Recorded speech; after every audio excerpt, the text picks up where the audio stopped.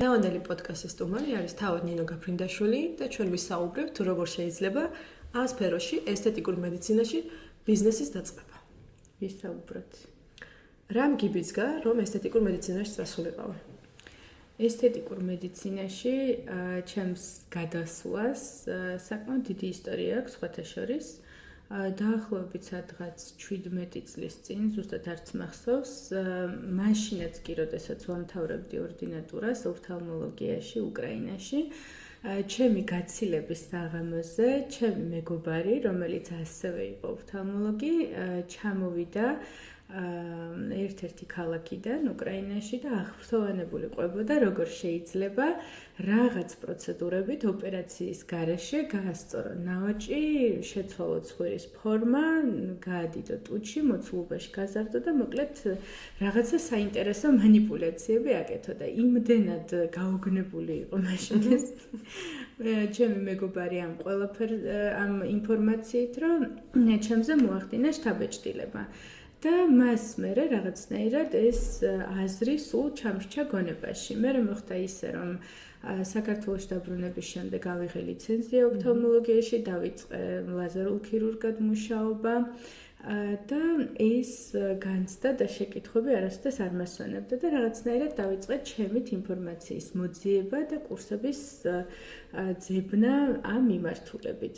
ბოლოს მოხდა ისე, რომ გავიარე პირველი რაც იყო ამერიკის ესთეტიკური მედიცინის აკადემიის კურსი და მოკლედ ნელ-ნელა მეც და ის ჩემი მეგობარიც გადავედით ესთეტიკურ მედიცინაში. დღეს მას აქვს საკუთარი კლინიკა კიევში ამ მიმართულებით და მე მაქვს თბილისში და ესე მოღვაწეობთ. მოკლედ ერთმა ფრაზამ განაპირობა ყველაფერი. დიდი ხნის მანძილზე პარალელურად მოღვაწეობდი ოფთალმოლოგიაშიც და ესთეტიკურ მედიცინაშიც, მაგრამ საბოლოო ჯამში ფემინას არსებობამ ჩემ ცხოვრებაში მიმაღებინა რადიკალური გადაწყვეტილება. კარგი, როგორ გაჩნდა ფემინა? ფემინა კლინიკა როგორც ასეთი გაჩნდა სადღაც 6 წლის წინ. მე 6 წელია არსებობს, თუმცა ყველაფერი დაიწყო ჩიჩუების სამედიცინო ცენტრ მზერაში, ერთი პატარა კაბინეტით, ამავე დროს გაჩნდა სოციალურ ქსელში ფემინა და მოგვიანებით უკვე ეს ყველაფერი ერთი კაბინეტიდან გადაიზარდა კლინიკაში, პატარა კლინიკაში და შემდგომ უკვე იმ დიდ სამედიცინო დაწესებულებად, რასაც დღეს ხედავთ, ასე ვთქვათ. აქვე კითხავ, რას ნიშნავს ფემინა და ეს ლოგოც რო აგვიხსნა? ფემინა ლათინურად ნიშნავს ქალს, თუმცა ეს იმას არ ნიშნავს, რომ რაღაცნაირად მამაკაცი პაციენტების დისკრიმინაციას აქვს ადგილი, არა, ისევ გვიყვარს და გვიხარია მათი სტუმრობა როგორც ქალბატონი პაციენტების.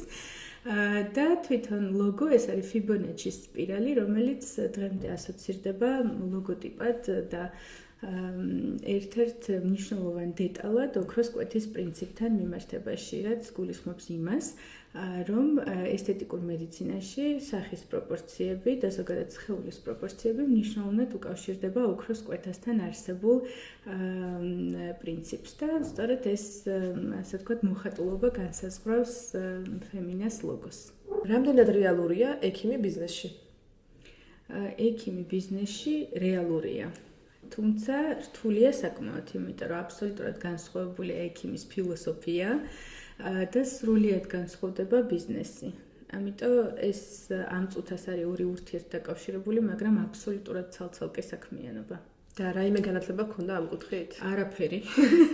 დასაწყისში საერთოდ არანაირი განათლება არ მქონდა ბიზნესის, ეს იყო აბსოლუტურად ინტუიტიურად, გაუაზრებლად დაწყებული საქმიანობა. რომლის არც ცოდნა მქონდა, არც გამოცდილება და არც ინვესტიცია. გულწრფელად.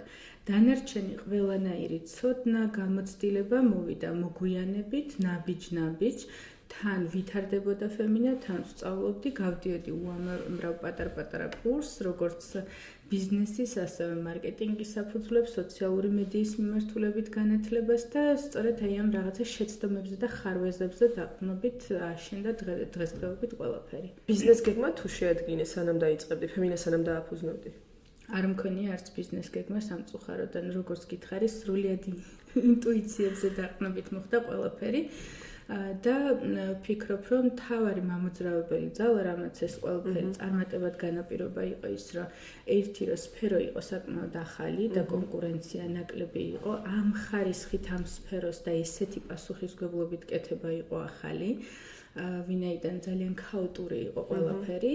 და ვფიქრობ, ეს იყო ძალიან მნიშვნელოვანი, რამაც გადაარჩინა ეს სფერო. მიუხედავად იმისა, რომ ბიზნეს გეგმა არ ქონია, მოდი მაინც დაგისვამ რამოდენიმე შეკითხვას ამ კუთხით. როგორ შეარჩიე ლოკაცია ფემინისტვის? იყო ეს სტრატეგიული ნაბიჯი? სტრატეგიული ნაბიჯი არ იყო გამომდინარე იქიდან, რომ კონკრეტულად ეს უბანი არ იყო ათვისებული თუნდაც ან სალონური, ან ესთეტიკური მედიცინის მიმართულებით. უბრალოდ ჩემთვის მნიშვნელოვანი იყო ცოტა განსხვავებული დასავლური ტიპის ესთეტიკური ცენტრის ან სამედიცინო დაწესებულების არსებობა, რომელიც არ არის ცენტრალურ ქუჩაზე, ცოტა ხმაურისგან მოწყვეტილია ბიზნეს ცენტრში მისი არსებობა, არა პირველ სართულზე, რაც გულისხმობდა იმას, რომ ცოტა პრივატული უნდა ყოფილიყო ქალაქის ძირითადი ხმაურისგან და ქაოსიდან მოწყვეტილი, როგორც მაგალითად ამერიკაში ან ევროპის გარკვეულ უბნებში ხდება. საქართველოსთვის ეს სიახლე იყო, მაგრამ ვფიქრობ, რომ ამ სარისკო ნაბიჯმა გაამართლა ამ მომენტში, ვინაიდან ლოკაცია პრაქტიკულად დღეს არ წარმოადგენს არანაირ პრობლემას. რაც არ უნდა ვიფიქროთ, ვინც არ უნდა იყოს ამ სფეროში ჩახედული ადამიანი თუ არ, ყველა ვიფიქრებდით, რომ ნებისმიერ საქმიანობას დაწყებას სჭირდება ფინანსები. როგორ მოიზიდე? ფინანსები დღეს ძალიან მნიშვნელოვანია, მით უმეტეს ამ კონკურენტუნარიან ბაზარზე, მაგრამ ფემინა დაიწყო ერთი პატარა გარემოთი და ერთი პატარა სივრცით, რომელიც პრაქტიკულად ნულოვან ინვესტიციას უკავშირდება. მე არ მყოლია ბიზნეს პარტნიორი, არავის ჩემთვის არ დაუფინანსებია ფემინა როგორც ასეთი ბიზნესი.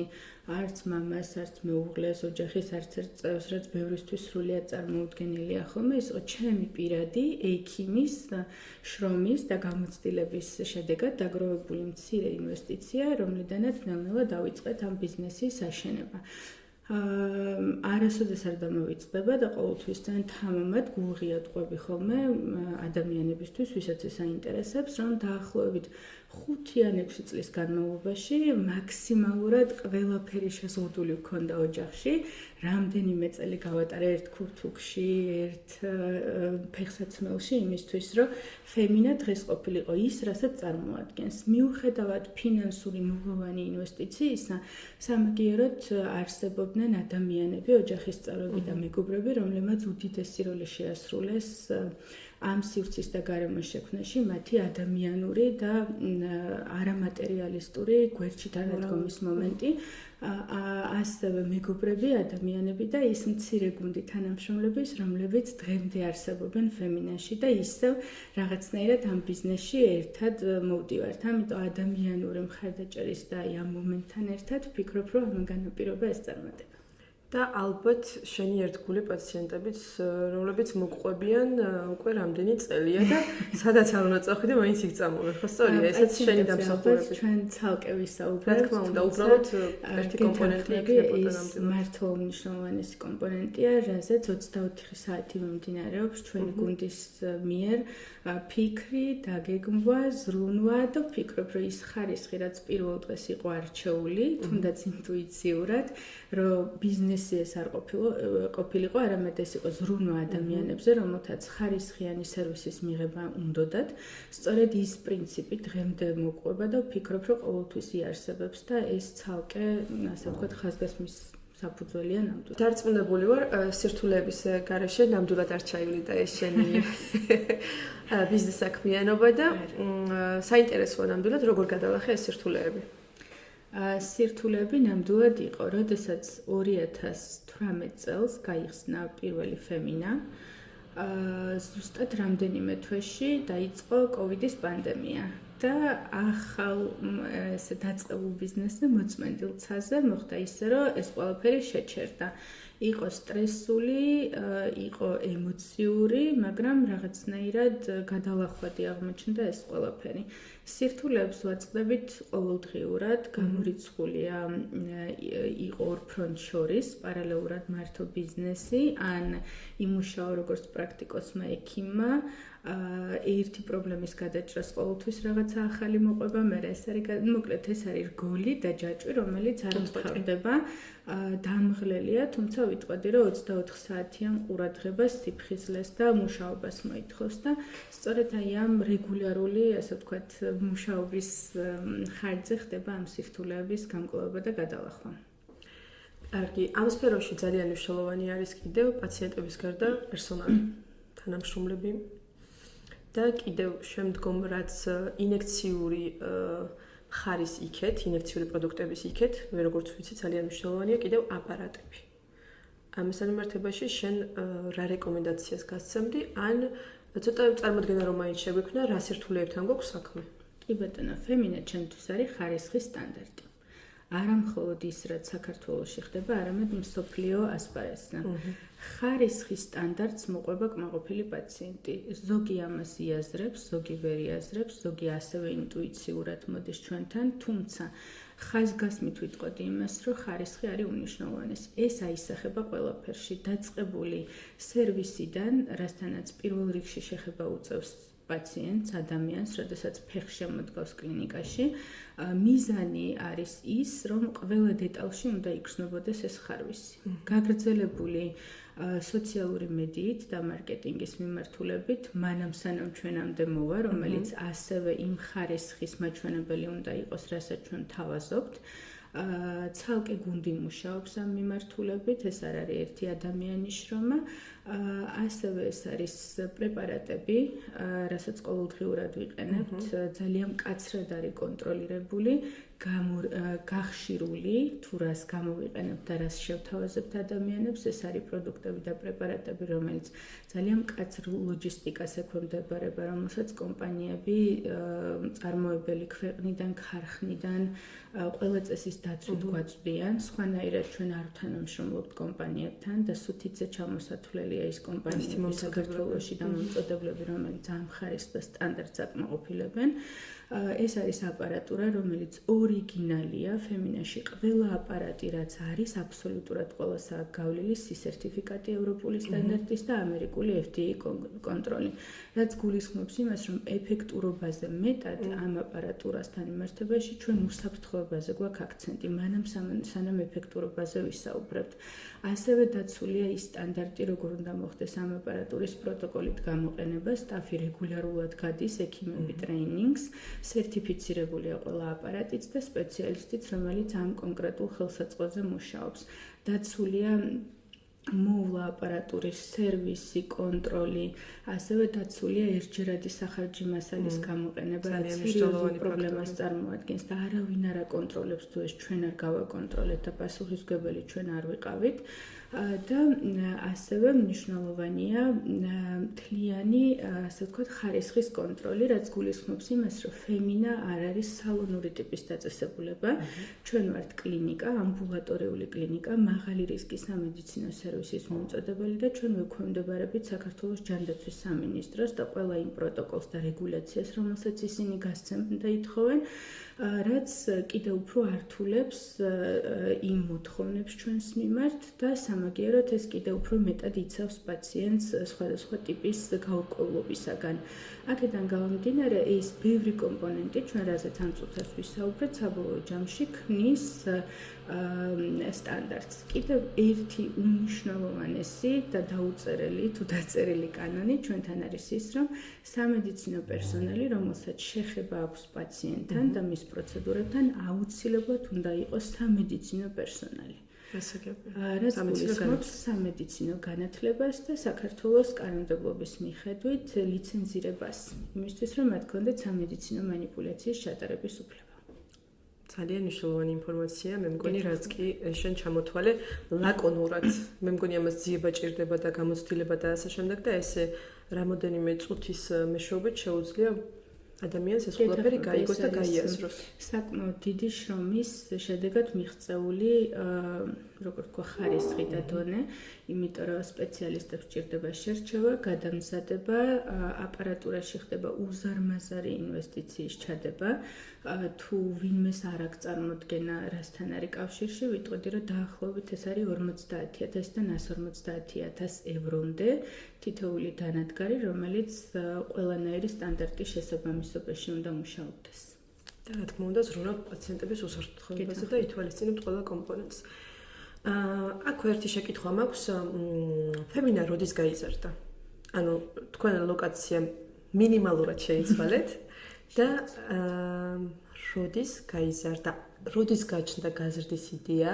აი, დაფუძნებიდან რამდენ ხანში მივხვდი რომ გაზრდა იყო საჭირო და რამდენ ხანში შეძელი ამ გაზრდის განხორციელება? და როგორ გაიზარდა? კი ბატონო. უცებ რაღაცა მკაფიო გადაწყვეტილების მიღება განაპირობა ერთმა რუტინულმა დღემ, როდესაც პატარა კლინიკის მოსაცდელში საშინელი ქაოსი აღმოვაჩინეთ. უბრალოდ პაციენტები მოსაცდელ რეჟიმში, მომლოდინე რეჟიმში ფიზიკურად ვეღარ ეტეოდნენ. ანუ ამას მოყვა კიდევ ერთი ესეთი დღე, კიდე მომდევნო და იმად მივხვდით, რომ უკვე შეუძლებელი იყო ამ რეჟიმში გაგრძელება მუშაობის, იმიტომ რომ იზრდებოდა პაციენტების რაოდენობა, იზრდებოდა სერვისის რაოდენობა, ასევე სხვადასხვა ტიპის სერვისებზე მოთხოვნილება და იმან პრაქტიკულად წამიერად მივიღე გადაწყვეტილება. არავისთან არ შემითანხმებია თითქმის მეუღლის გარდა, იმიტომ რომ ამას არ ქონოდა ბევრი აზრის მოსმენა, ვალდებულება არ მქონოდა, იმიტომ რომ შეიძლებოდა ვინმეს გადავებირებინე ან რაღაცნაირად ეს ყველაფერი ზეგავლენის ქვეშ ყოფილიყო. ამიტომ პრაქტიკულად წამიერად მოხდა ამ გადაწყვეტილების მიღება. დაახლოებით წელიწად ნახევარი დაგჭირდა, რომ უბრალოდ სისრულეში მოგვიყვანა ახალი კლინიკა, იმ სტანდარტებში მომხდარიყო გარემონტება, დაგეგმვა, გაწერა ყველაფრის და დაახლოებით წელიწად ნახევრის შემდეგ იდეიდან გახსნამდე 5 წლის თავზე მოხდა რებრენდინგი აბსოლუტურად ყველაფრის, ფერების, სტაფის, გარემოსი და სიტუაციის.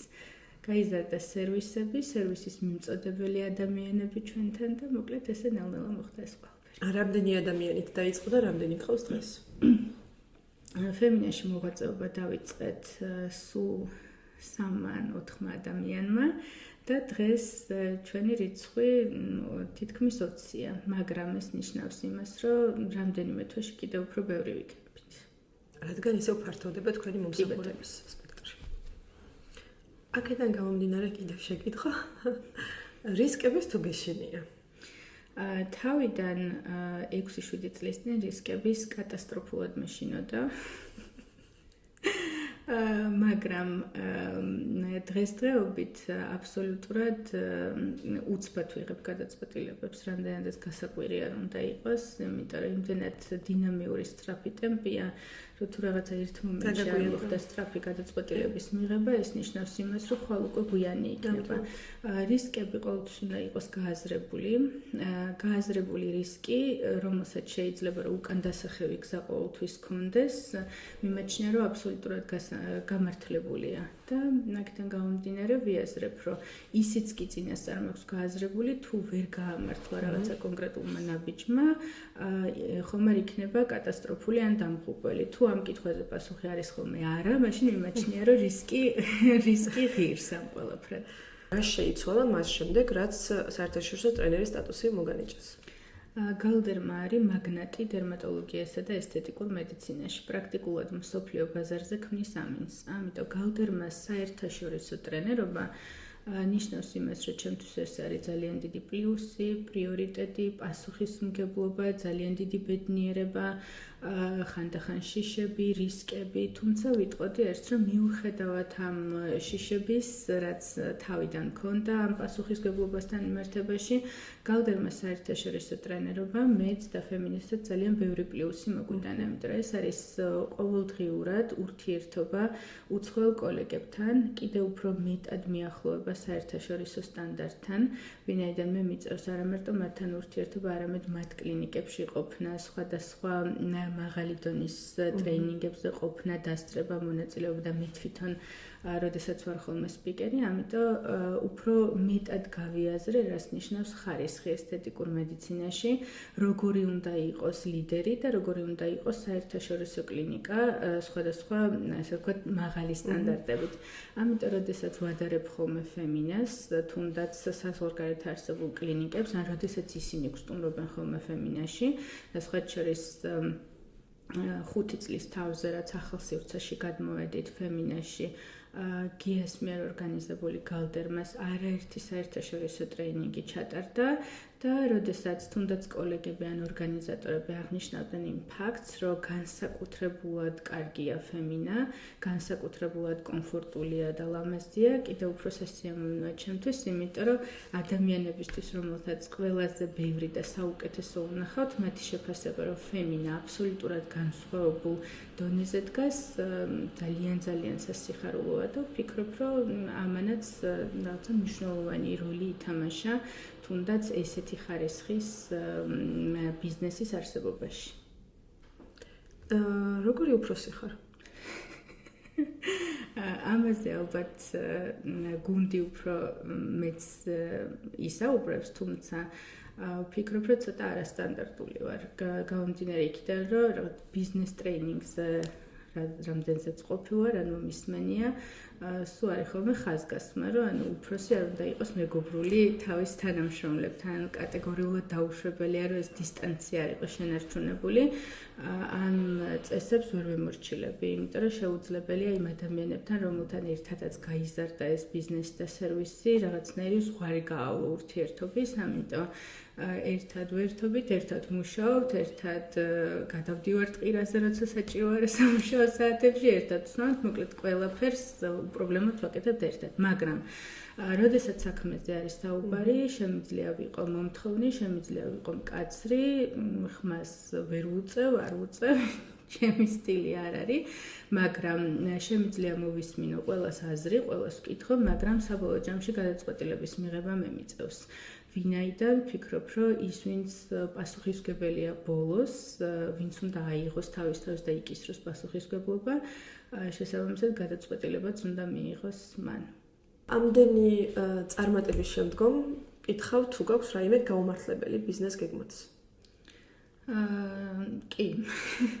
გაუმართლებელი ბიზნეს გეგმაც მაქვს, რა თქმა უნდა, ვიტყოდი, რომ თუ ბიზნესის კუთხით უნდა შევხედოთ, ეს არის წიგნი ესთეტიკური მედიცინა, რომელზეც დაიხარჯა, დაიკარგა, არ ვიცი, 3 წელიწად ნახევარზე მეტი, უზარმაზარი ინვესტიცია, რომ ესეც ისეთივე ხარისხიანი ყოფილიყო როგორც ფემინა, მაგრამ ბიზნესის კუთხით იყო სრულიად გაუმართლებელი.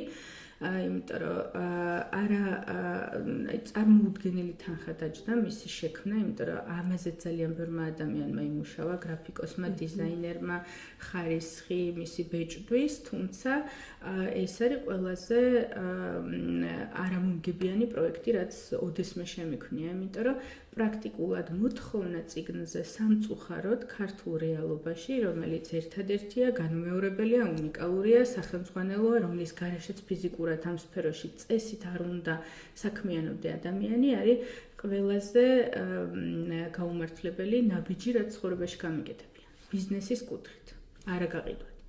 თუმცა, როდესაც ამაზე ვიწყებ ხოლმე ფიქრს, რა თქმა უნდა, ადამიანურად ვიაზრებ, რომ ყველაფერი, რაც საკეთებ და ქმნი, შეიძლება არ იყოს ბიზნესის კუთხით საინტერესო და იმითი ვიმშვიდებ იმ 3 წელიწად ნახევარს და გათენებულ ღამეებს და დროს, რომ რეალურად მე თვითონ ძალიან ბევრი რამ მომიტანა ამ წიგნმა. მომიტანა ის, რომ ინფორმაცია, რომელსაც ამ პერიოდში წიგნის წერისას ვაგროვებდი, კლინიკური კვლევები, თუნდაც ფასიანი კვლევები, ფასიანი ბიბლიოთეკებიდან აღებული ელექტრონული ვერსიები, სხვა წიგნები, რომელიც გამოყენებული ამ ლიტერატურაში, იყო უზარმაზარი ინფორმაცია, რაც ჩემთვის იყო ძალიან საინტერესო, იმიტომ რომ გავიზარდე როგორც სპეციალისტი, პლუს ამას აღმოვაჩინე, რომ თურმე შემძლებია ხატვა, იმიტომ რომ ვერავინ ვერ დახატა ზოგიერთი ანატომიური ჩანახატი და ესეც მე მომიწია, რომ დამეხატა და რაღაცნაირად ჩემთვისვე აღმოჩნდა ყველაზე მეტად სასარგებლო ვიდრე სხვა ადამიანებისთვის.